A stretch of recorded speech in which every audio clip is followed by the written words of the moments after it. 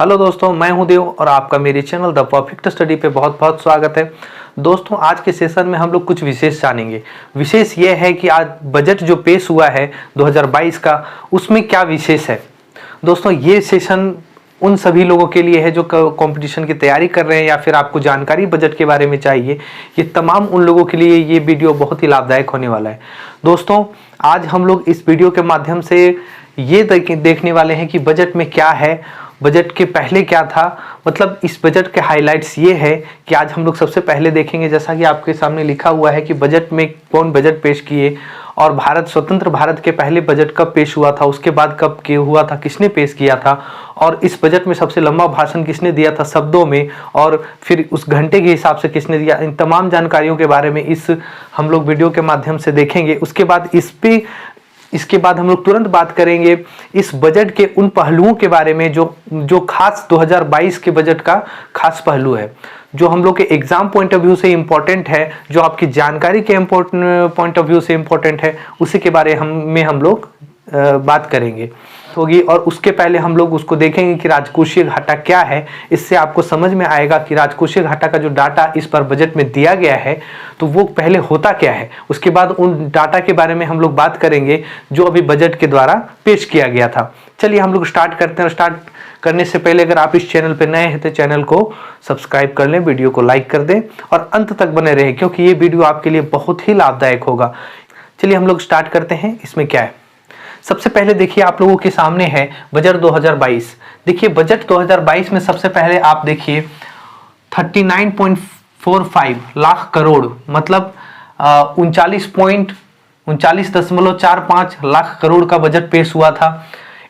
और ये बजट पेश करने वाली कौन थी? वित्त मंत्री निर्मला सीतारमन है। निर्मला सीतारमन के द्वारा बजट पेश हुआ।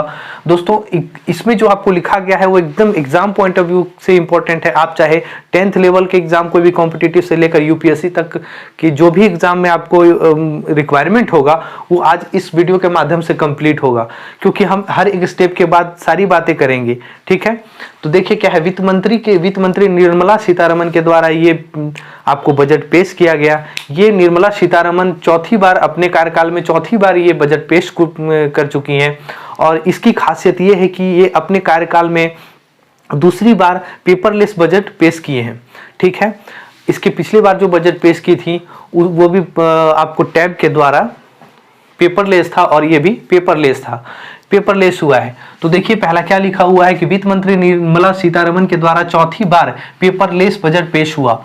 अब हम लोग देखते हैं कि इसके पहले की जानकारी जो एग्जाम के पॉइंट ऑफ व्यू से है। देखिए भारत में पहला बजट कब पेश हुआ? 7 अप्रैल 1860 को। किसके द्वारा? जेम्स वेल्सन के द्वारा, जो अर्थशास्त्री और राजनीतिज्ञ थे। ठीक है, अब ये कौन थे? इनकी आप पेन और पेपर साथ में रख लें, क्योंकि ये बहुत ही इंपॉर्टेंट है, तो आप नोट भी करते चलें साथ में। तो 7 अप्रैल 1860 को सबसे पहले बजट पेश हुआ था। स्वतंत्र भारत के पहले जो पेश हुआ था, सबसे पहले भारत में बजट पेश किया गया था 7 अप्रैल 1860 को जेम्स वेल्सन के द्वारा, जो अर्थशास्त्री और राजनीतिज्ञ थे। तो ये कहाँ के थे? ये स्कॉटलैंड के थे। आप यहाँ लिख लेंगे स्कॉटलैंड। तो स्कॉटलैंड ये बजट पेश किया गया था। तो ये जो बजट पेश किए थे भारत में, ये ईस्ट इंडिया कंपनी के द्वारा के तरफ से पेश किया गया था। ठीक है, और पेश करने वाले ये थे जेम्स वेल्सन, जो स्कॉटलैंड के थे। दूसरी देखिए आगे क्या है, स्वतंत्र भारत में पहला बजट। ये जो बजट 7 अप्रैल 1860 को जेम्स वेल्सन ने किया था, ये पहले का था। ईस्ट इंडिया कंपनी की तरफ से ये पेश किए थे भारत में। और स्वतंत्र भारत के बाद पहला बजट जो पेश किया गया 26 नवंबर 1947 को किया गया। किसके द्वारा? आर.के. षणमुख शेट्टी के द्वारा। तब आर.के. षणमुख शेट्टी तब के वित्त मंत्री थे और उनके द्वारा पहला भारत में, आपको स्वतंत्र भारत में पहला वित्त बजट पेश किया गया। और देखिए उसके बाद नेक्स्ट क्या है, सबसे ज्यादा बजट पेश करने वाले कौन थे? सबसे ज्यादा बजट पेश करने वाले, तो सबसे ज्यादा बजट पेश करने वाले थे मोरारजी देसाई। इन्होंने 10 बार बजट पेश किया था। ठीक है, 10 बार बजट पेश किया था। ये पूर्व प्रधानमंत्री थे। ठीक है। नेक्स्ट देखिए कि बजट पर सबसे लंबा भाषण शब्दों में, बजट पर सबसे लंबा भाषण किन्होंने दिया है? बजट पर सबसे लंबा भाषण, अगर अभी आपको क्लियर इस बात की हो जाए कि बजट पे सबसे लंबा भाषण दिया गया है, आज जो कल हुआ है वो निर्मला सीतारमन ने दिया है, लेकिन वो आवर में, घंटे में दिया गया है, ठीक है। लेकिन हम यहाँ शब्दों की बात करेंगे कि शब्दों में सबसे लंबा भाषण किन्होंने दिया है। अगर हम शब्दों के बारे में बात करेंगे, वो है पूर्व प्रधानमंत्री डॉक्टर मनमोहन सिंह, 1991 में दिया था, वो तब के वित्त मंत्री थे, ठीक है। कितना शब्द में दिया था? 18,650 शब्द में दिया था, ठीक है। और अब देखते हैं इसके आगे हम लोग, बजट पर सबसे लंबा भाषण देने वाले घंटे में, ठीक है, घंटे में किसने दिया? तो वित्त मंत्री निर्मला सीतारमन ने दिया। 2 घंटा 41 मिनट का ये भाषण था बजट पे। दोस्तों इसके पहले 2003 में जसवंत सिंह ने आपको 2 घंटा 13 मिनट पर भाषण दिया था बजट पे। देखिए यहाँ पे लिखा हुआ है, इससे पहले जसवंत सिंह ने 2003 में 2 घंटा 13 मिनट भाषण दिया था बजट पे। तो अगर आपसे सवाल पूछा जाए कि लंबा भाषण देने में अगर घंटे में पूछा जाए तो निर्मला सीतारमन होंगी। वो जसवंत सिंह का रिकॉर्ड तोड़ते हुए इस बार 2 घंटा 41 मिनट का है। और इससे अगर शब्दों में बात किया जाए लंबा भाषण की, तो पूर्व प्रधानमंत्री डॉक्टर मनमोहन सिंह जब वो वित्त मंत्री थे 1991 में, तब वो भाषण दिए थे शब्दों में। और शब्द कितने थे? 18,650 शब्द। चलिए अब हम लोग देखते हैं इसके दूसरे पहलू को, जो 2022 के बजट में इम्पोर्टेंट है, कि 2022 के बजट में क्या ऐसा लाया गया है जो हम लोगों के लिए इम्पोर्टेंट है और हम लोगों को एग्जाम में पूछ सकता है, ठीक। दोस्तों अब हम लोग बात करेंगे बजट के, इस साल के बजट के लक्ष्य का, कि इस साल के बजट में क्या क्या ऐसा लक्ष्य रखा गया है जो आपके एग्जाम के पॉइंट ऑफ व्यू से बहुत इंपॉर्टेंट है। तो चलिए देखते हैं क्या क्या लक्ष्य रखा गया है। देखिए बजट का लक्ष्य जो है बहुत सारा है, अभी और इसके आगे होगा। देखिए 1400 करोड़ की लागत से केन बेतवा जोड़ो परियोजना है। ये केन बेतवा के बारे में आप लोगों को पता होनी चाहिए दोस्तों कि केन बेतवा, ये जो केन बेतवा जोड़ो परियोजना है, ये आपको मध्य प्रदेश, एमपी और यूपी, उत्तर प्रदेश में है। इसमें इस परियोजना में क्या खास बात है कि केन के पानी को, केन की नदी वाला, केन जो नदी है, केन नदी है, उस नदी के पानी को बेतवा वाले नदी में छोड़ा जाएगा, मतलब ट्रांसफर किया जाएगा।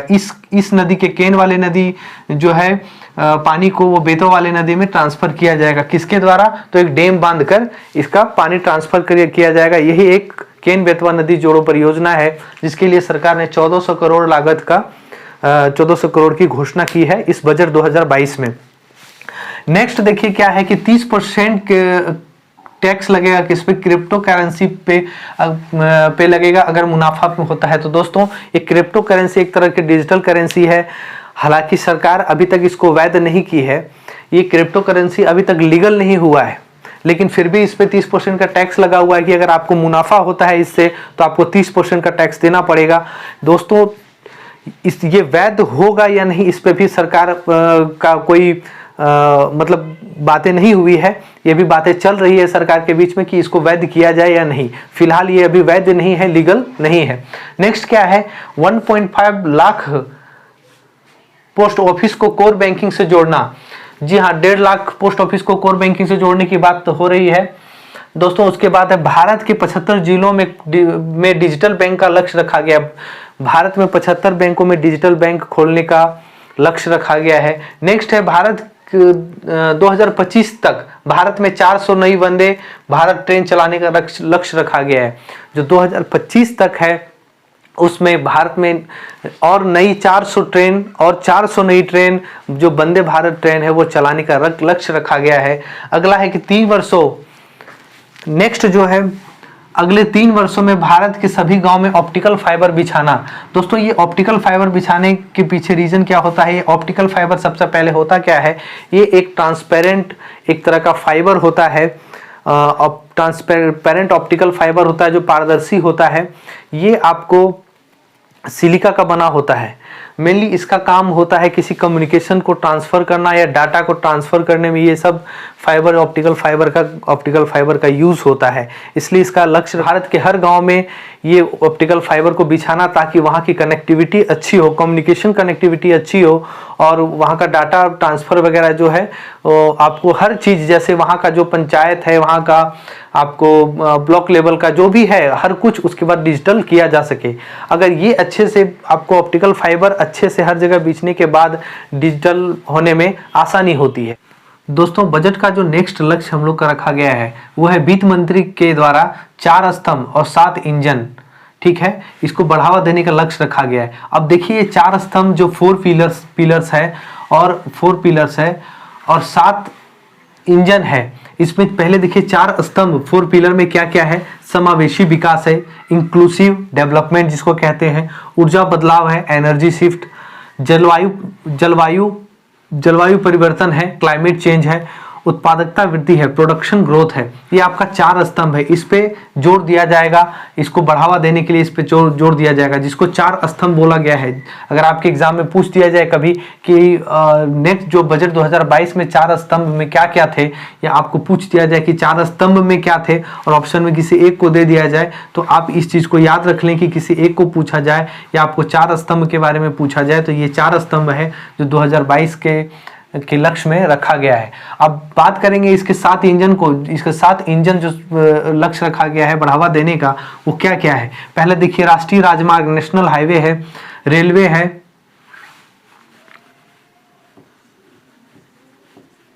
रेलवे है और रोजगार है, एम्प्लॉयमेंट जिसको कहते हैं, बुनियादी ढांचा है बेसिक स्ट्रक्चर, ये किसी भी कंस्ट्रक्शन या कहीं भी बुनियादी ढांचा जो है वो आपको ये रखा गया है। किसी भी चीज़ का बुनियादी ढांचा के बारे में ये जिक्र करता है। और कृषि एग्रीकल्चर के बारे में है, उत्पादन प्रोडक्शन है, और ऊर्जा विकास जो एनर्जी डेवलपमेंट की बात करते हैं। ये सब 7 इंजन इनकी है। मतलब ये जो 4 पिलर, ये जो 4 पिलर और 7 इंजन है, इस 2022 में के लक्ष्य, 2022 के बजट में ये लक्ष्य रखा गया है कि इसको बढ़ावा देना है। ये आपके एग्जाम में अगर पूछ दिया जाए कि कोई भी 4 स्तंभ में क्या है या 7 इंजन में इस बार क्या है, तो आप ये देख लें, ये नोट कर लें, आपको ये आसानी होगी। दोस्तों, हम लोग बजट 2022 के इस तमाम डाटा के बारे में बात करेंगे, जो राजकोषीय घाटा है, राजस्व व्यय है, जितनी भी डाटा सरकार के द्वारा दी गई है, जो हमारे एग्जाम के पॉइंट ऑफ व्यू से इंपॉर्टेंट होगा। हम लोग पहले उस टर्म को समझेंगे कि वो होता क्या है। एक एग्जाम्पल के माध्यम से पहले हम लोग समझते हैं, क्योंकि हम लोग कंपटीशन की तैयारी करते हैं, आप सब जितने जुड़े हुए हैं, और ये समझने से पहले अगर कोई डाटा आप देख रहे हैं तो उसको समझिए कि वो चीज़ है क्या। उसके बाद उसका डाटा आपको अच्छे से समझ में आएगा कि सरकार ने क्या लक्ष्य रखा था और आगे क्या लक्ष्य रखा है। तो अभी कितना घाटा हुआ है, कितना फायदा हुआ है, कितना मुनाफा हुआ है, तमाम जानकारियां आपको इस वीडियो में मिलेगी। लेकिन उसके पहले हम लोग अभी समझेंगे कि राजकोषीय घाटा क्या होता है, राजस्व व्यय क्या होता है, राजस्व घाटा क्या होता है, पूंजीगत व्यय क्या होता है। तमाम इस छोटे छोटे टर्म को, 2-4 टर्म को हम लोग देखते हैं जो हम लोग के लिए इंपॉर्टेंट है। उसके बाद हम लोग वो डाटा भी तुरंत देखेंगे, और इस वीडियो में अभी बने रहिए। दोस्तों, ये है क्या, राजकोषीय घाटा क्या है। हम लोग देखते हैं कि इनकम कम होता है, कम इनकम और ज्यादा खर्च हो जाता है। ठीक है, पहले हम लोग लिख लीजिए, कम इनकम और खर्च क्या है, ज्यादा है। ठीक है, इसको आई लिख लीजिए या इनकम, जो भी लिखिएगा, मतलब तो एक ही है। कम आय मतलब कम आय है और खर्च ज्यादा हो जा रहा है, तो ये दोनों के बीच का जो अंतर होगा, जो डिफरेंस होगा, ठीक है, उसी को हम लोग राजकोषीय घाटा कहेंगे। अब आप लोग समझ गए कि क्या है फिजिकल डेफिसिट, क्या है राजकोषीय घाटा, क्या है कि कम आय हो रहा है और ज्यादा खर्च हो रहा है, तो उस दोनों के बीच का जो अंतर आ जाएगा, उसी अंतर को हम लोग राजकोषीय घाटा कहेंगे, फिजिकल डेफिसिट कहेंगे। मतलब आपका आय अगर किसी तरह से 90 रुपया है और आपका खर्च किसी तरह से 92 रुपये हो जा रहा है या 95 रुपये हो जा रहा है, तो आपका इसका जो अंतर होगा, आपको मान लीजिए आपका आय 90 रुपये है और आपका खर्च 95 रुपये है, तो 5 रुपये का जो अंतर आ रहा है, यही अंतर आपका राजकोषीय घाटा है। अब हम लोग नेक्स्ट समझते हैं इसी में कि राजकोषीय मुनाफा क्या होता है। कभी कभी मुनाफा भी हो जाता है, तो इसी में क्या होता है कि देखिए, राजकोषीय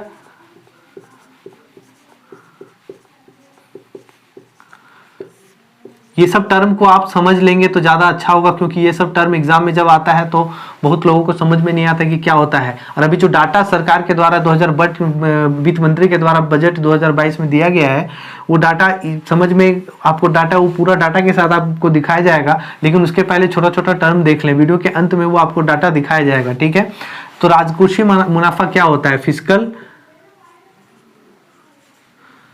सरप्लस। अगर आप इंग्लिश मीडियम से हैं तो इस वर्ड को जानते होंगे, फिस्कल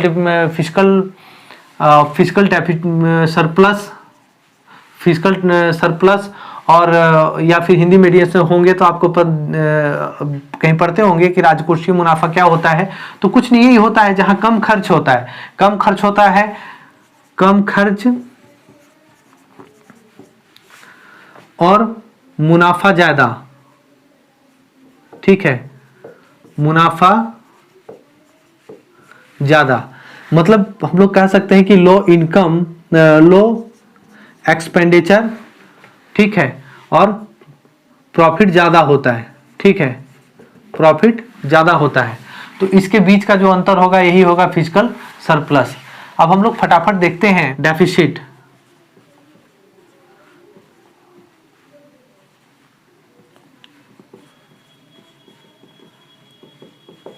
रेवेन्यू डेफिसिट क्या होता है? देखिए, ये जो आपको बताया जा रहा है, ये बताना अभी जो डाटा आपको बजट का डाटा दिया जाएगा, आप समझते होंगे कि चुपचाप डाटा देके क्यों नहीं निकल जाता। दोस्तों, डाटा तो आपको हर जगह मिलेगा। आज के बाद से दुनिया भर का आपको मैगजीन निकलेगा जिसमें आपको डाटा छाप दिया जाएगा। दुनिया भर की बातें बहुत तरह आपको हर यूट्यूब में, आपको हर जगह ये चीज़ बजट के बारे में मिलने वाला है। लेकिन हम चाहते हैं कि आपको जो बजट का जो टर्म यूज होगा अभी कि राजकोषीय घाटा कैसे क्या होता है, तो उसके बारे में थोड़ा सा आप समझ लें। 2-4 मिनट का वीडियो है, 2-4 मिनट ज़्यादा लगेगा इस वीडियो में। आप इसको समझ लें, छोटा छोटा टर्म है। उसके बाद ये डाटा जो सरकार के द्वारा दी गई है आप लोगों के सामने वो भी रखा जाएगा। जो राजस्व घाटा, देखिए रेवेन्यू डेफिसिट क्या होता है?